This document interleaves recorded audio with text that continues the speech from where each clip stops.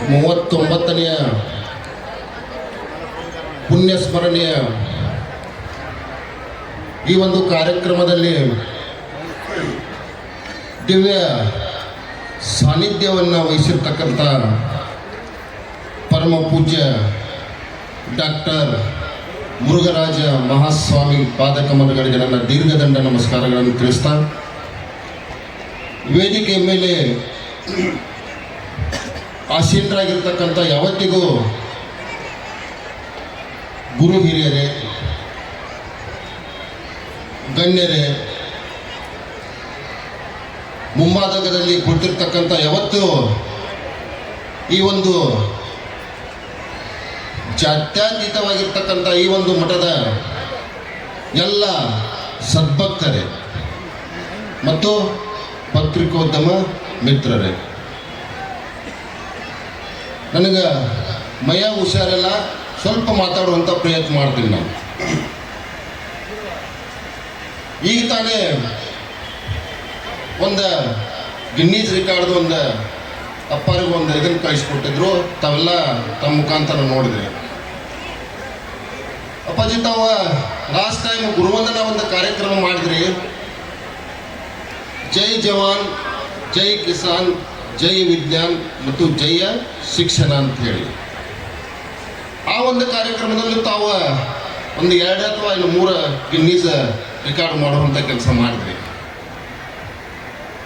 ಇವತ್ತು ಇದೇ ಒಬ್ರು ಹೇಳಿದ್ರು, ಅಪ್ಪಾರ ಏನೋ ಮಾಡಿದ್ರು ಗಿನ್ನೀಸ್ ರೆಕಾರ್ಡ್ ಆಗತೈತಿ, ಅಪ್ಪಾರ ಹುಟ್ಟಿದ್ದ ಅದಕ್ಕೆ ನನಗೆ ಅನ್ಸಾತೈತಿ, ಗಿನ್ನೀಸ್ ರೆಕಾರ್ಡ್ ಮಾಡಾಕನ ಹುಟ್ಟಿದ್ದ ಅನ್ಸ್ತೈತಿ. ಯಾಕಂತಂದ್ರೆ ಇವತ್ತು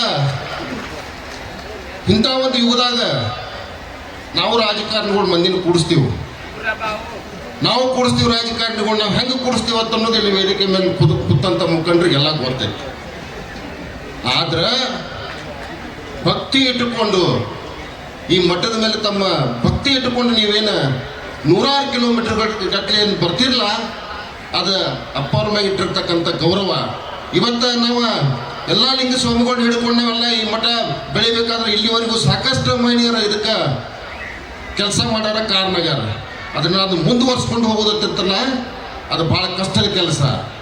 ಇವತ್ತು ನೀವು ಅಪ್ಪರ ಇಂಥ ಒಂದು ಕೆಲಸ ಮಾಡತ್ತಿದ್ದೀರಿ. ಈ ಮಠದ ಮುಖಾಂತರ ಇವತ್ತು ತಾವು ಇದೀಗ ಈ ಒಂದು ಸಂವಿಧಾನಕ್ಕೆ ಗೌರವ ಸಲ್ಲುವಂಥ ಕೆಲಸ ನಿಮ್ಮ ಮುಖಾಂತರ ಮಾಡಿದಿರಿ, ವಿಜ್ಞಾನಿಗಳನ್ನು ಗೌರವಿಸುವಂಥ ಕೆಲಸ ಮಾಡಿದಿರಿ, ಶಿಕ್ಷಣಕ್ಕೆ ಮಹತ್ವ ಕೊಡುವಂಥ ಕೆಲಸ ನೀವು ಮಾಡಿದಿರಿ. ವಿಶೇಷವಾಗಿ ರೈತರ ಮ್ಯಾಗ ಅವತ್ತು ನೀವು ಆ ಒಂದು ಗಿನ್ನೀಸ್ ರೆಕಾರ್ಡ್ ಮಾಡಿದ್ರಲ್ಲ, ರೈತರನ್ನು ಕೂಡಿಸಿ ಆ ಒಂದು ಕಾರ್ಯಕ್ರಮದಾಗ ರೈತರಿಗೆ ಇದನ್ನು ಸಿಗಬೇಕಪ್ಪ, ಅವರಿಗೆ ಸ್ವಾಭಿಮಾನಕ್ಕದ ಇದನ್ನು ಸಿಗಬೇಕಪ್ಪ ಅನ್ನುವಂಥದ್ದು ಹೆಲಿಕಾಪ್ಟರ್ ಮುಖಾಂತರ ನೀವು ಅವ್ರಿಗೆ ಹೂವು ಹರಿಸುವಂಥ ಕೆಲಸ ಮಾಡಿದ್ರಿ.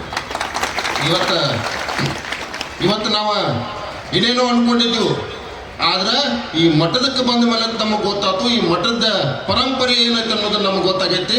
ಅಪ್ಪರ ಇನ್ನು ಮುಂದೆ ನಿಮ್ಮ ಜೊತೆ ನಾವು ಇರ್ತೀವೋ, ನಿಮ್ಮನ್ನು ಬಿಟ್ಟು ಎಲ್ಲಿಯೂ ಹೋಗಂಗಿಲ್ಲ.